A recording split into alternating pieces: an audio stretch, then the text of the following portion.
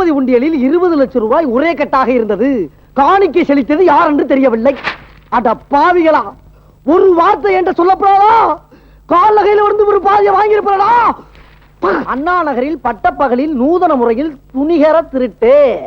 ஸ்கூட்டரில் வந்து ஸ்க்ரூ டிரைவரை வைத்து பூட்டை திறந்து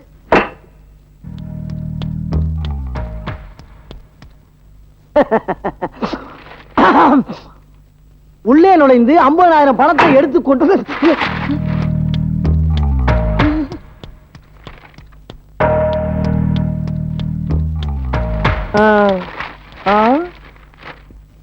வீட்டில் சமைத்து வைத்திருந்த சாப்பாட்டையும் சாப்பிட்டு விட்டு சென்றுள்ளனர்.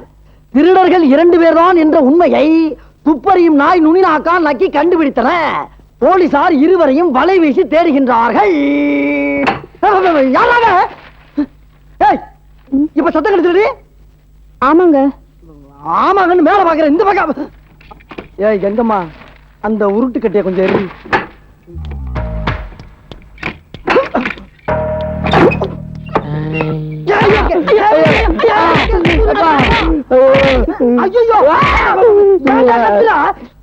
தம்பி நீயா? ஏன் தம்பி, கதவு தட்டியிருந்தா நான் வந்து திறந்துருப்பேனே. அதுக்குதான் இப்ப தட்டிட்டீங்களே. இவ்வளவு திருட்டுத்தனமா இன்னும் எங்கேயா போயிட்டு வரீங்க? கஷ்டம் போகணும்னு அஷ்டலட்சுமி கோயில் போய் கும்பிட்டு வந்தோம். என்ன வேண்டிட்டீங்க? என்ன எல்லாரும் நல்லா இருக்கணும் தான். என்ன சொன்னீங்க தம்பி? எல்லாரும் நல்லா இருக்கணும்னு வேண்டிக்கிட்டுங்க. எல்லாரும் நல்லா இருக்கணும்னு வேண்டிக்கிட்டு. தம்பி தம்பி தம்பி,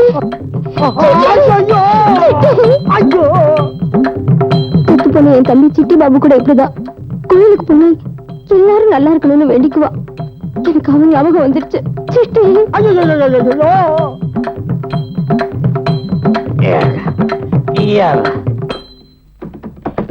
வீட்டுக்காரன் இப்ப தெரியுதா நாங்க ஏன் வீட்டுக்குள்ள பதுங்கி வரேன்னு? புரியுதுப்பா, நல்லா புரியுது. ஆனா இவனுக்கு புரிய மாட்டேங்குது. செத்து போன தம்பியை நினைச்சு கண்டவனை எல்லாம் கட்டி பிடிக்க ஒண்ணு சொல்லலப்பா. ஏன்னா இதெல்லாம் பார்த்துட்டு எனக்கு உயிரோட இருக்க இஷ்டம் இல்ல. மருந்த குடிச்சு சாகலாம் போல தோணுது. போய் சேர வேண்டியதானே. மருந்த வாங்க பயமா இருக்கு. இப்படி ஒரு பொண்டாட்டி இப்படி எவனா சாவா? உங்களை பார்த்தா பரிதாபமா இருக்கு, அவங்கள பார்த்தா பாவமா இருக்கு. இருந்தாலும் அவங்க இல்ல வேணாம்.